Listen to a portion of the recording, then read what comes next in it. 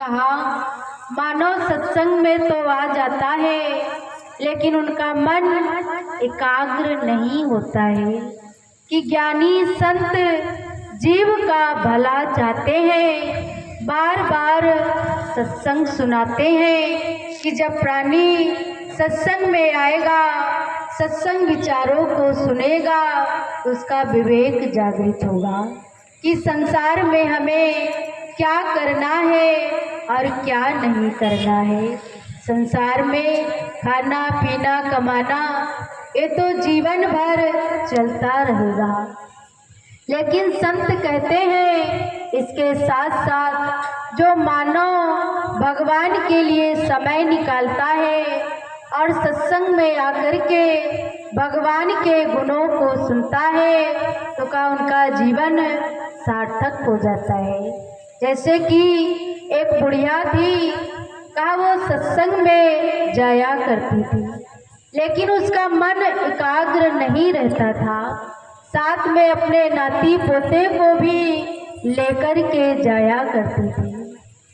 साधु महाराज जी सत्संग में सुना रहे थे, राम नाम के साबुन से मन की मैल धुलाएगा, निर्मल मन के शीशे में वह राम का दर्शन पाएगा। लेकिन बुढ़िया माई का मन नाती पोते में ही फंसा हुआ था। आधा सत्संग सुनी और आधा सत्संग को नहीं सुनी। क्या सुनी थी? साबुन ही सुना और बाकी सब माया में उसका मन लगा हुआ था।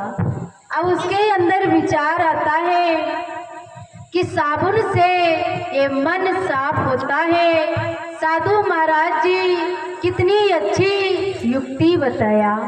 अब घर गई, अपने नाती को बुलाया और कहने लगी कि जा बेटा एक साबुन लेकर के आ जाना। और वो नाती गया, साबुन लेकर के आया और अपनी दादी माँ को पकड़ा दिया। दादी माँ का उस साबुन को लेकर के, साबुन तो खा नहीं सकती, तो कहा उस साबुन को कूटती है और कूट करके अच्छे से पेस्ट बना लेती है और कहती है कि अड़ोस पड़ोस में तू मैं होता है, और कहा सास बहू में भी तू मैं होता है। किसके कारण? इस मन के कारण ही सारी लड़ाई झगड़ा होता ही रहता है।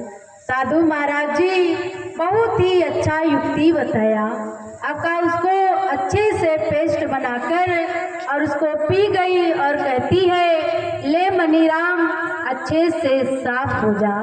उसका मन ही क्या साफ होना था, बुढ़िया माई का तो पेट ही साफ हो गया, क्योंकि